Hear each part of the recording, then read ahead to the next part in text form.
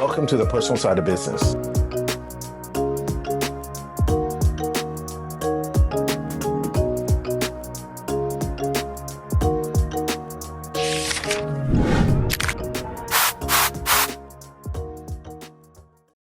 Hi, and welcome to the personal side of business, where every business has a story. I'm your host, Jet Bunduwong. Today, my guest was a real-life James Bond and is now helping high-level leaders understand the power of influence, communication, and presence. Welcome to the podcast, Dr. Don Weber. Hey, Jet. Yeah, so tell us, how did we get here? And I want you to get into as much detail as you need to. Okay, well, I got up this morning bright and early, put the key in my car. Nah. Well, growing up, I was, as a youngster, I was kind of like bullied and stuff like that. So it kind of created a certain personality type that governments, for certain kinds of jobs, they like people with those sorts of characteristics. So being bullied and having to learn how to survive and very quickly being able to adapt to situations, being able to read situations. And this is as a youngster. I carried that through high school and then the university. And later they came to me, offering me a opportunity. Though I didn't know what opportunity was being offered. It's kind of always like a gradual thing I got into. And then I realized, holy shit, where am I? What was the first door that opened for you that got you into that opportunity? It was through a friend. He was a Canadian, French Canadian, supposedly. I'll never know for sure. I knew him for years before. Yeah. Looking back in your life now, you're not sure what. Yeah. To be honest with you, I could tell you, we could go on a tangent on him because he's a really interesting character. But I knew him for a few years. I met him through this German girl who spoke 5 languages. Is very talented. So I've always wondered about her now. But anyway, so she introduced me to this French Canadian guy. We became friends. But he used to go to Africa all the time doing these like weird things. Yeah. And I knew there was something weird about his life. And I asked him. He said, no, it's, I just go down there to go do business. But he had suggested to me that I get involved in the diamond trade and I learn about how to buy rough diamonds because there's good money in that. And this was in the mid to late 90s. So I went to Antwerp, learned the diamond trade. I didn't know I was getting set up. I was being prepared for something down the road. So I got in the diamond business in the late 90s. And how long were you in that for? Oh, a good 12 years. Okay. Rough. Wow. So 98, I pretty much stopped 2010. I'd say I was really out of it. I kind of tapered off. When the economic crisis happened in 2008, I started tapering out of that. So I got in that business. I got her moving. We started to move. And then one day he contacted me and said, hey, would you like to have lunch with me and the French consulate down in southern Spain? Unbeknownst to me, I thought, yeah, sure. That sounds really cool. Free lunch, right? So I went down to southern Spain. We met with his friend to have lunch. I thought we were just having lunch. I'm going to meet somebody who's a diplomat, right? Cool. Well, it wasn't exactly that way. A lot of times your people that work in embassies actually work for intelligence agencies. In this particular case, this gentleman worked for the DGSE, which is the equivalent to MI6. Our equivalent in U.S. would be the CIA. He didn't tell me that though, but I figured that out pretty quickly. He had the lunch. You figured out at the lunch? No, I knew something was up, but I figured out later on what he was working for. He said, I've got some friends at the U.S. Embassy in Paris that would really like to talk to you. And this is right after 9/11 had happened. Yeah. So George Bush was in the White House. And I said, yeah, sure. It sounds cool. Sounds exciting, right? So I had a conversation with these people in Paris, and then they sent me to Colombia, Bogota. And then there I met a couple of agents, and that was a crazy thing because they sent me to an ice cream shop. You'd think they'd invite you into the embassy. No. They had me go to an ice cream shop, hang out in this ice cream shop with the French Canadian. You're starting to see a pattern that food is always involved, right? It lets you ease whatever news you're going to get. I guess. Yeah. But I didn't order any ice cream as I recall. I don't think so. I think my friend did though, but he was a pretty big guy too.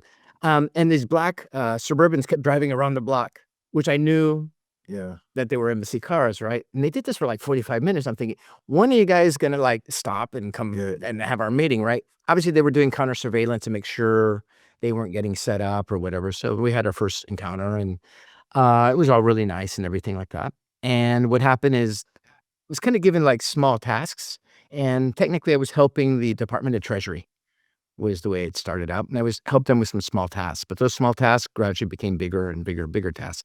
So small tasks maybe went from, I never got involved in drug dealing or the drug dealers. That was too small for our interests. Counterfeit and stuff like that was like the beginning steps. And all the way from that into arms dealers and like really heavy stuff in Africa and stuff like that. During that period, I traveled most of the time. I was on the road all the time, and so it get dicier and dicier. I was genuinely addicted to the adrenaline. I really enjoyed the excitement. But I used to think pretty much every day, will I be coming home tonight? Kind of thing. Yeah, and at that point, by the time you were in there, how old were you? I would have been hold on. Yeah, I would have been about 30, Okay. 30 to 40, roughly. So, and the reason why I asked that is I feel like at that point, looking back in when you're early 30s, as a guy, you have enough knowledge to make sound decisions, but you kind of have the balls to just want to do whatever you want to do at that point, right? So, it, when you're starting to realize that this is starting to get a little bit dicey, your life is always on the line. What's your next move? Do you keep going up? I'm in it. It's too late. I got to keep going with this. The next juicy assignment would come along. You could stop. It was addicted, man. It's completely like adrenaline packed, and also you're kind of important in a way because if you've got the information, I mean, you're important, like important. Because could you even stop at that point? Or are you so involved in it because of the information you know that you have to keep going? I never thought really in the middle of something to stop because I'd be like wasting a lot of resources and just people hanging. I suppose I could have, and nothing would have happened. Probably would have pissed a lot of people off. In fact, I did dump I once did dump something we're working on because of the lack of professionalism of a foreign intelligence agency. And they were just a bunch of slackers. They know what the hell they're doing and get people killed the way they operate. I dumped them. I just left them hanging. But I never did that with any of the professional agencies. And there was no reason to. I mean, they always came through, said what they said they were going to do, and things worked out, with the exception of that one agency. And then what was the point that actually flipped the switch for you and you were like, okay, this might be time for me to get out? You're like, too much? Yeah. Probably the first time I almost dropped dead, and then the second time. Can you talk about that? Well, the first time, yeah, I can talk about it. I was traveling with someone else, and we went. Colombia and Ecuador were having problems because Uribe was president of Colombia at the time. He sent in military troops into Ecuador's territory to arrest or kill FARC rebels. And I'm trying to remember the story. So anyway, we flew to Quito that same week or whatever, and they tried to poison us. That's what happened. We both ended up in really bad shape, and the course. But you were poisoned. You just okay. It wasn't poison in the sense like it was racine or strychnine or arsenic or something. There's something else they put in the food. It was kind of a long-term thing. But yeah, it almost took me out. I spent about a month and a half in the hospital because I couldn't figure out what was wrong with me. Was the problem. And my friend was also messed up for several months. Meanwhile, someone was coming to your bed giving you cookies or something that were also poisoned. Like, just it was coming from different angles. No, I left that. I was kind of ill. I came back to Europe. I went to go visit the hospital. The doctor told me, you're fine, blah, blah, blah. I traveled off to Asia somewhere, and I just got progressively worse. And actually, I got patched up in Asia. They patched me up pretty well. They sent me back to Europe. And then Europe, they put me in for about a month, 5 weeks, and they couldn't figure out what was wrong with me. I mean, they come by every day. So, okay, it's not tuberculosis, it's not this, it's not cancer, it's not that, it's not this, it's not that. And then finally, what they figured out, it was a very, very nasty kind of parasite that was in my liver, and it's a terminal situation. So I was pretty lucky, and the medication was bad. So that was the first time, but I have enough stamina. That wasn't enough. Yeah. It was the second time. A few years later, I got attacked in Southern Europe, and I got in a fight with 3 or 4 people. And I can usually handle myself pretty well. I'm not saying I'm here like Bruce Lee or something, but I could handle myself. And a couple guys attacked me, and I dealt with them. But there was a third or fourth person that showed up with a steel pipe. He cracked my head. I remember when he hit me. I remember blacking out. I remember falling down and not being able to do anything else. And then the next thing, I woke up in going into a TAC machine in the hospital. And the guy tells me, I said, where am I? He goes, you're in the hospital. What time is it? 6 o'clock. What day? Tuesday. I said, shit, I have a flight to Caracas. I got to go. And he's going, no, you're not going anywhere. I said, what do you mean I'm not going anywhere? He goes, you've got a cracked skull and you might even die. Yeah. I'm like, die? What? Do you, curious in a situation like that, do you think you made it out because they thought you were dead and they just left you, or they didn't want to kill you? I think they thought I was dead because I was in the street for according to the hospital, about 6 hours. Wow. With I guess a big pool of blood. I don't know. I didn't see it. And I had my money with me. They didn't take my money, my passport, nothing. So it wasn't a robbery, obviously. And specifically who it was, I'm not really at liberty to say. Yeah. But yeah, so took me several months of rehab to get back to, I was like dizzy all the time, Yeah. even after they got my skull back together and couldn't quite figure Oh out. my God. Yeah, it messed up my exercise. It was a bad deal. So then I decided, you know what? This is really One more time. yeah, three times is a charm, right? My third time they'll get me for sure. So and also things had changed. He was no longer in the White House. During his administration, you always felt the U.S. government had your back. Obama is now his administration, and you did not have. They were very different. So that can change dramatically, administration to administration. And you can feel that, or you can sense it out in the field. Right. And I used to work with a lot of Interpol agents and Europol, a lot of people. Yeah. And they had the same feeling. I mean, we talked about it openly and saying, yeah, it's not the same things like it's not your imagination. That's exactly what's happening. What are some maybe one or two key elements that you feel out in the field that you're like, this doesn't feel the same? Well, normally, let's say you're going in to do something. Normally, I would work alone, typically, because there's less loose ends. I might, maybe on occasion, maybe with two people, but usually one of the people's leaving. So maybe you're introducing me to somebody. Yeah. Now it's my job to take over and become friends or whatever I got to do, and you disappear. Okay, it's usually not two of us. Yeah. Right.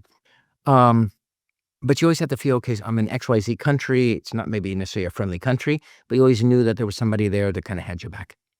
So something happened, you had a possibility of someplace to run or get some help, support. And that feeling was gone because when the few times I asked for support, I wasn't getting the support that I would get in the past. And you rarely are calling in for stuff, but things do happen. I mean, what happens if you go in to go purchase, let's say, a bunch of counterfeit bills in a foreign country, right? And you're here with a stack of money and you say, right, okay, now I've got the stuff. I'm in this foreign country. Now what? Right? What do I do with the bills, right? I fly back to XYZ country with them because that's illegal, huh? Follow me. And the person's not picking up the phone. Yeah. Now you're just stuck. You're just like with this. And you commit a crime. Right? Yeah, you're like, if I take it back, I'm committing a crime. If not, I destroyed evidence. What the hell do I do? Yeah. And this was a period, this before you had the digital connection, right? So did it take you a little bit longer to get connections back and forth from because this was prior to like smartphones that we have right now. Oh yeah, smartphones. Back then we were still using things like dead drops and far more sophisticated than what people today. Oh, okay. I mean, there's much more sophisticated systems that you can still use today. That I don't want to get into. But yeah. I have a picture in my head that you're having to go to payphones. Oh yeah, all the time. Oh yeah. Really? But payphones are not always safe either. Yeah. And you need to use different ones in different parts of town. And you got a thing called triangulation we had back then. Yeah. So they could triangulate your phone call by 3 points. Yeah. It's not as exact as GPS, but it's quite good. So we can know the person's within a given block. We used to use that all the time. Yeah, payphones, pagers, dead drops. So you might have somebody that works in the store and you just leave a message. And that message will go down to somebody else. So it's basically a whole entire network that you have to keep up with. And if you start to fall out of the loop at any given point, like you don't know who's who, is at the point where you might want to be like, this is not looking good for me. I might need to figure this out, back out of it, and then you start from the beginning somewhere. That's a great question. Yeah, it's a valid question. I don't think I really ever experienced that. Okay. But less resources being simply like, yeah, kind of in a way, not having people to fall back on. So, there might be certain taxi driver you might call. Yeah. In a certain country. So it's almost like it goes from a government agency trusting to people that you just trust directly, right? People that you know for sure are not going to screw you over. Right. When you feel that administration change, you're like, doesn't feel good from coming back home, but at least I know where I am in my surroundings. There's two levels. Some of those people came from government, and then you develop bonds. So, for example, when people talk about cross-border police collaboration, okay, great, you got Interpol. That's great. It's a computer system. But what it really comes down to is the agent in Mexico, let's say, has a personal relationship with the agent in Italy, personal relationship. Things get done. Yeah. much more than just because they have a treaty. Just because Italy and Mexico have a treaty, that doesn't mean Yeah. it's like as valid as a piece of toilet paper. Yeah. But it's that those personal relationships, because you trust each other, so you know that the other guy's not going to screw you or back. Because you do have agents and people out there that they'll steal other people's cases, they'll betray you. You won't know. You don't know where their loyalty really is. Maybe they're crooked. It's happened. We had crooked people too. Yeah. Yeah, opposing. They're working for government, but they're also extorting, maybe your informants. Right. That's the real stuff, huh? I'll tell you. So yeah, there was a lot of crazy shit. I mean, that's a lot of, I feel like, mental, emotional stress that's always underlying that you're not even, I mean, you're probably so far in the thick of it that you're not even thinking about, but there's gotta be moments where maybe you get a day that nothing happens, you're able to come out and you go, "Oh my God, like my heart's been beating 120 beats per minute for like a week," right? And my head, I'm tired, I haven't slept. Like, how do you deal with all that? When that happens, like something's wrong. Oh, yeah. Because you're so addicted to having the, is that where you were all the time? So It's like always like ramped up. You spent your childhood getting bullied, getting trauma, and then you put this emotional, physical, mental stress on you for like 20 years. What do you think? Psychotic, man. I'm not normal. I mean, What do you do with yourself this way? You might need to go see therapy for a while. Yeah. No, it's true though. when you start to get into like, you're living this every single day. I've always had this question, and I don't feel like movies, anything, books do it justice.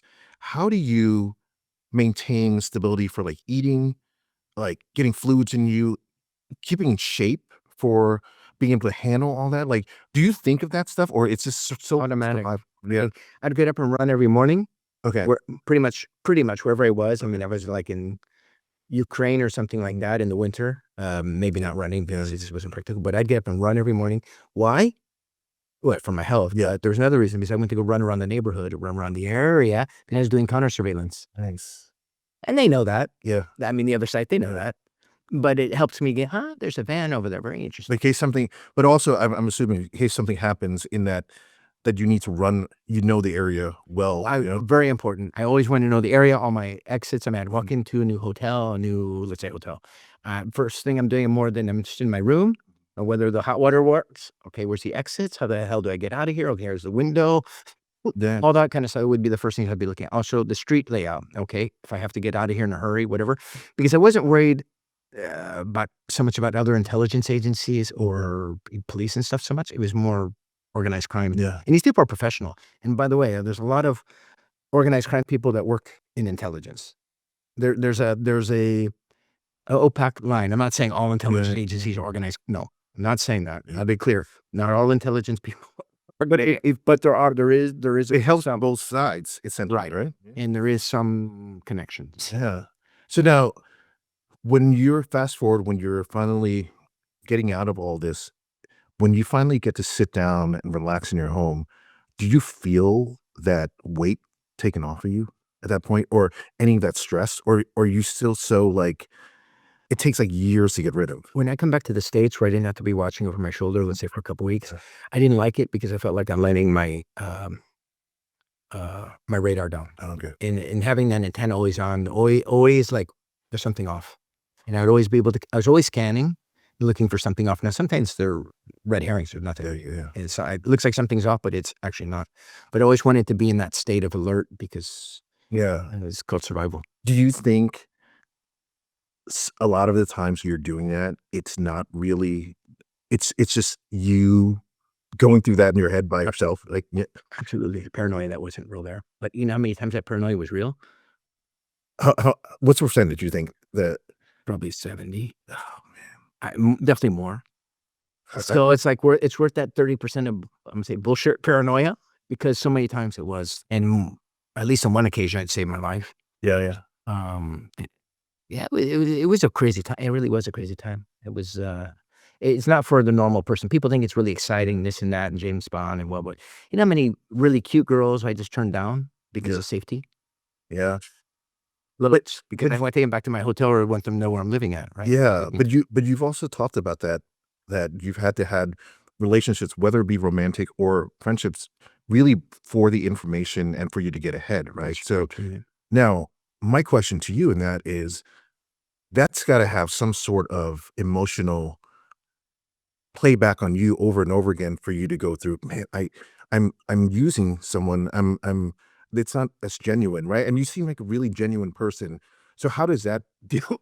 Or maybe you aren't. I don't know. Maybe we're having lunch with with a stranger, someone I haven't known at all. Psychopath. No, Yeah, go yeah. ahead. But do you feel like that also takes a toll on you as a person, and you're like, I don't know who I am at this point, or were you able to concentrate and focus so much that you're able to compartmentalize where things go? I was very good at compartmentalizing everything. Okay. So I was always thinking about, okay, if this happens, so point B to point C to point everything as much as humanly possible. Okay. You know, I mean, I used to spend so much time organizing for that plan B, plan C, plan D. We're talking, luggage, maybe luggage that's 3 parts around the city or around the country, maybe with passports and cash in each one.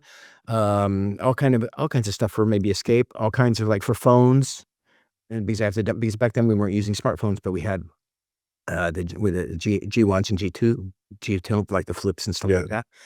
Then the cameras started coming into those, which were really grainy. Yeah. So the pictures that he may have shown that are grainy, it's probably because it came off that or an old digital. Yeah. They said I didn't take a lot of pictures back then. That was one thing. Many times there were people taking pictures. I gotta go to the bathroom. I feel good. Turn around. But you're saying you didn't want to be in them. No, at all, because I never knew it down the road to make it. Oh, that guy.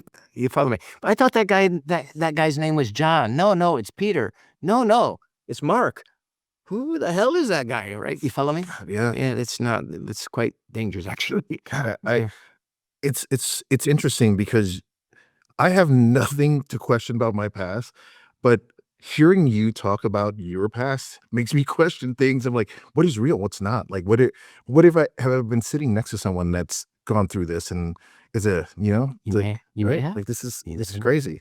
I mean, again, they don't hire just anybody. Yeah. You have to have a certain psychological profile to do what I was doing. It's not for everybody. So I had the ability to believe my own lies. Mm-hmm. I mean, I really believed them. And there was a part of me that knew it wasn't true. But it's a lie. But you have to convince everyone else around you too. And I'd convinced myself. So I'd tell that lie enough times that, believe me, I believed it. And I went to that school and I'm like this and I speak with a funny accent and all kind of stuff. And do it consistently. Yeah. And maybe even have a few drinks and still do it. I mean, it needs to be really ingrained that you take on that as your person. So, and then when you come back to the States, do you try to practice that like when you're by yourself? And there's not practice. It's so ingrained. What I don't want to do is step out of it and then step back in. I'd rather just stay with it until I'm done with that person, whoever that person might be. You discard that person and maybe adopt a new one for something else. Yeah. Ending. Now, shifting gears a little bit, you use this information or the skill that you've built up over 20 years to better help leaders, executives about it. What are some of the components that you feel like you take from that to be able to translate to what they're doing in the business world? A lot, really. It comes really down to observing people, listening to people. Okay, yeah, you hear it all the time. Active listening, isn't that great? Emotional intelligence, isn't that great? Empathy, isn't that great? But it comes down to that. It comes down to looking at that person. When I say something, does their skin color change? Yeah. What do their under eyelids do? Little things like this. Give me a clue how they're feeling. What I just ask them to do, does that make them angry? Maybe they're hiding it. But if you're observing closely, you know what to look for, you'll see it.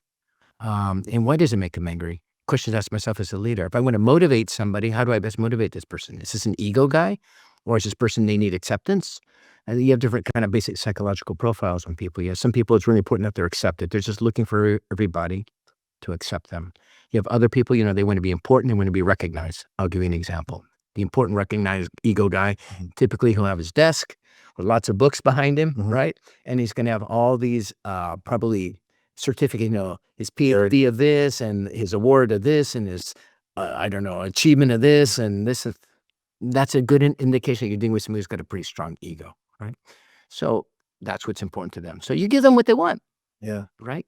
And if you're a leader of a company and you've got a strategy you're trying to roll out, and people are giving you pushback because maybe you have a senior director of the national director of sales who's been there 20 years and you're the new CEO and you've been there 2 days or 2 years or something. You've got this new program you want to roll out and he's giving you pushback, but it's important that he's on bed.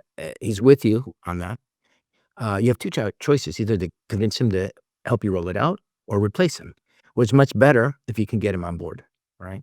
And how do you do that? By trying to figure out what makes that man tick, what motivates that person. In the spy world was the same thing. When I was going in to manipulate people, was figuring out what motivates this person. What's this person about? What do they want? They want money. They want chicks. They need money because their child is sick.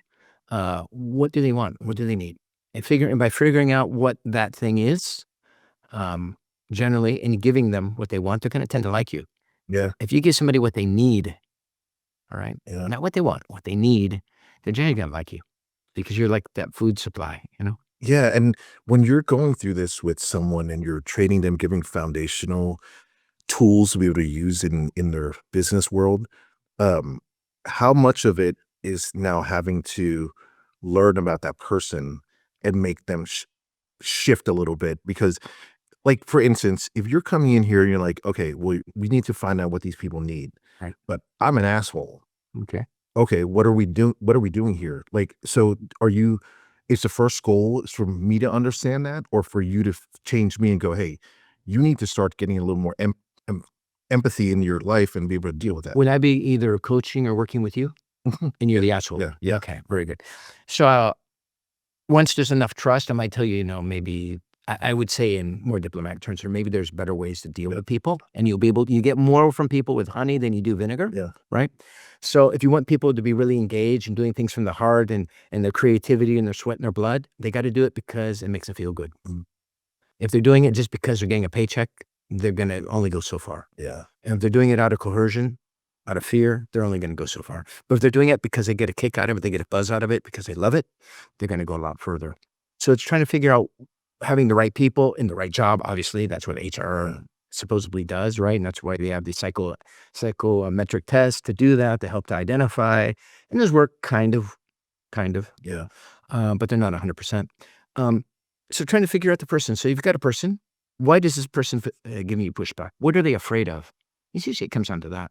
Either this person feels, I'm afraid of this, or I'm going to get some pleasure from this. Yeah. People are basically almost that simple. Yeah. Yeah. And they say, okay, if it's fear, maybe it's fear because I'm going to lose my prestige or my ego, or because I'm fearful because I'm not going to be accepted. And those are two simple examples, right?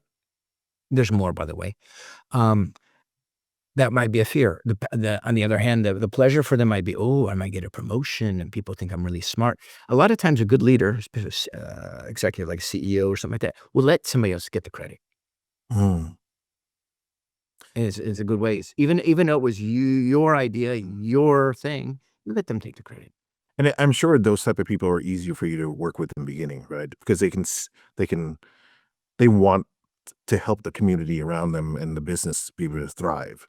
Right. Or am I wrong on that? No, you're right. If you have to remember, what is your objective? If I want my company to grow and I want to get this outcome, I might have to do things that are uncomfortable for me as a leader. Yeah. Because it's not my nature. Let's say I'm a jerk and I'm a real egocentric guy and it's all about me, me, me, me, me. I might say, well, I have to let go. If I want to get what I want, I have to let go of that a little bit to get what I want. Yeah. Same thing, think about if you're in an argument. You might think, well, what's the thing here? Work. I'm in an argument with somebody. Do I want to win this argument and prove they're wrong and they're stupid? Or is there an objective, an outcome I want from this argument? Right. I want them to take action and implement this plan. So that might take a different course, a different tact, there's different strategies I might use to get that accomplished. And that's what I help people do. Yeah. Not everybody's coachable. Not every senior executive is coachable. Sometimes you get people, they think they know it all. And hey, maybe some of them do. Good luck to them. But I can tell you, most people can always learn from this kind of training. Yeah. And do you see that right away when you're starting to work with someone, maybe a third session, you're like, this is where the impasse here, like it's not working out. And you're like, maybe it's just not going to work. It's better for you to find someone else that can really work with you. But you're saying for the most part that all of us have the ability to be able to get coached and move in a certain direction. Most people are, Yeah. I'd say most people are coachable, but there are people, they're just not willing to take any Yeah. advice. And then you see those people also get replaced. I've seen that happen in really big companies too, where the board of directors sends them in to get help or coaching or whatever. They're resistant to it. Yeah. And then a year later, the board of directors, they replace them with somebody else because they're not. How much do you think the environment and atmosphere of a business can lend to a leader being able to take these skills and thrive with it. Repeat the question. It's a good one. If I'm the exec in a company, there's 200 of us, Right. and I'm willing to make this shift. I get you as a coach. I'm going there. I'm so open minded. I'm going to do this. But then this atmosphere around me has like, we hate this guy. We don't want to help him out. Is it too hard for you for that exec to go in there and be like, I can still change. I can still change this whole entire business. I think you could still change it in most cases. I mean, you might, okay, if you have 200 people and you're seeing the feelings they hate you, there's probably a few individuals that feed that. And then you need a little bit of what we call change management. You can help these people be happier. You can give them an opportunity to be happier elsewhere. Yeah. But you need to identify who are those people who are just like entrenched against you. Some of them maybe you can win to your side by figuring out what they want and what their fears are or whatever. And you might have to be a bit more subtle how you go about doing it. You might not call them in and say, oh, we're going to have a therapy session here. We're going to sing Kumbaya. Yeah. Probably be a little more slick about that. And you want to get people who are going to be allies to you in order for you to roll out that program. So you might have to do some changes to do that if you've got like a lot of resistance in the team. And obviously making some changes yourself. Yeah. Or trying to figure out what have you done that has created that environment in the first place. It could have been just really not hiring the right kind of people. But I'm sure there's, and it's going to be two sides of that. And one of the things that you've talked about is leadership under pressure too, right? So when you're looking to help someone that's feeling that pressure from it, what are things that you're looking for as a coach and saying, okay, these things are falling upon you and I can see it's getting too much. This is how we have to start to change you or uplift you or fight whatever pressure is coming on you. What are some elements that you're looking for? Like, it's getting too much for you. I guess you're talking about like stress management type stuff. Well, one thing is maybe learning to step back and learning to prioritize. There was just on Forbes the other day, someone was asking a question on this. It was a really good one. Learning to prioritize. So you can't do everything. That's stupid, right? So you have to figure out what is the one or two things that's going to give us the most, is going to give us the biggest bang for our buck. What's one or two things that are going to give us the biggest result? Because I can't do everything. So I'm going to focus on those one or two things. Right there, you've just reduced a lot of the workload, okay? When you're stressed out as well, you come into a meeting, right? And you have an argument, I don't know, the meeting goes poorly, you're frustrated, you're angry, now you got to go into another meeting. Well, if you walk into that other meeting immediately, guess what's going to happen? Your anger and frustration from this meeting is going to go right into the next meeting. And it's probably not going to be as productive as it could be. So you're better off maybe taking and I've known very senior executives like CFO of a huge petroleum company. I went with a walk with him one day and we went for a walk for about 10, 15 minutes, took some fresh air in and we chit-chatted. And then he went back to, he went to his next meeting and carried out what he had to do, but he was really hacked off at what had happened in his previous meeting. So having the intelligence of doing it. It's the same thing like you get an email, it pisses you off and you write them this email and then you think, oh, yeah. Well, you know what? I'll just put this in draft and I'll come back to it. And then you read it and you go, oh my goodness, I'm glad I did. That's something that I've learned over the years is to not react response.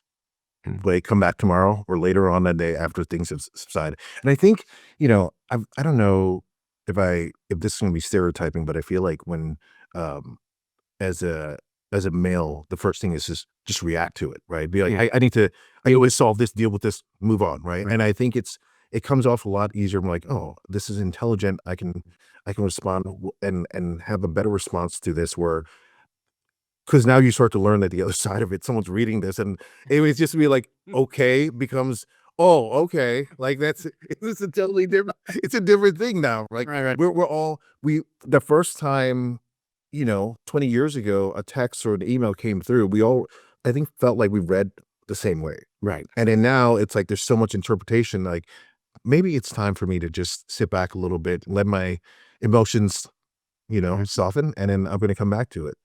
Are you teaching them skills to deal with this as you're coaching them? Yeah, for sure. Depending on what they need. But in this case, have you ever read a message or an email and it came across a certain way and then you come back and read it a few hours later and you read again? Yeah. That's so bad. It was this person being just direct, but you think that it's personal against you. Yeah. And I use this analogy a lot where it's like wearing tinted glasses. If you're wearing tinted glasses and they're pink color, right? When everything's gonna look pink. If you're wearing tinted glasses and they're yellow, everything's gonna look yellow. So if you're wearing tinted glass and you're like maybe a little bit angry, frustrated, stressed out, your perception might not be that real. Yeah. It might slightly tinted. So that's why it's sometimes better to. And there's usually nothing so urgent you need to respond immediately. Yeah. If it's something where you could make a mistake, stop. Yeah. Deal with it a little bit later. Reflect on it. And if it needs to be dealt with still harshly after 24 hours, there's still time. Yeah. It's not, again, a question about winning. It's about getting the outcome that you're after and always keeping that in mind.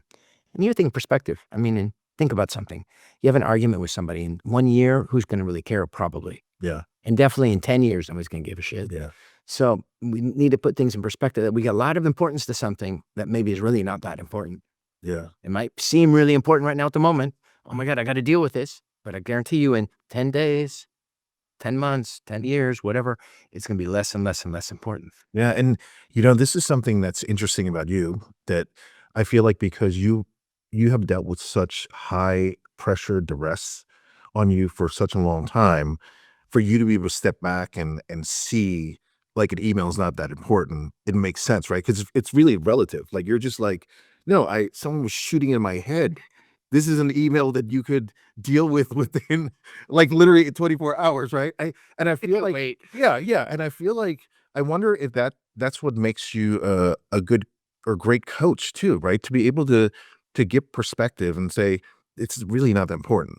But what's going to be a bigger picture is that this person that works underneath you is not going to be pissed off at you for the next 3 weeks, but you're able to have a communication with them, right? So, And words can really be damaging. You can say something the wrong way or taken the wrong way, and to get that corrected can take you, or maybe never. mm, So that's why it's really important. Like what you say to people, you need to be, and especially nowadays, because there's now psychological safety. I mean, Yeah. I've heard people saying that verbal abuse is akin to physical abuse. I don't know. It's not that I'd rather have somebody call me a bunch of names and Yeah, punch yeah, me, no, right? But it's like, I felt it. I know what it's like, right? And when you were going back a little bit to when you were talking about human cues and body language, is that a skill that takes a long time for the average person to develop? And when you're reading someone, do you think the people you've worked with, you're like, this is on average takes like 3 months or whatever it is? it depends on the individual. First of all, how curious they are about people. Mhm. Like yourself, you're curious about people, so it'd be a lot quicker for Yeah. you. What your ability is to observe people. So you're curious, you like observing people, you're going to learn a lot quicker. You're not curious, you're not good at observing people because you're too interested on whatever's happening on your phone or whatever your mind's all over. You're not going to be very good at body language because you're going to miss stuff.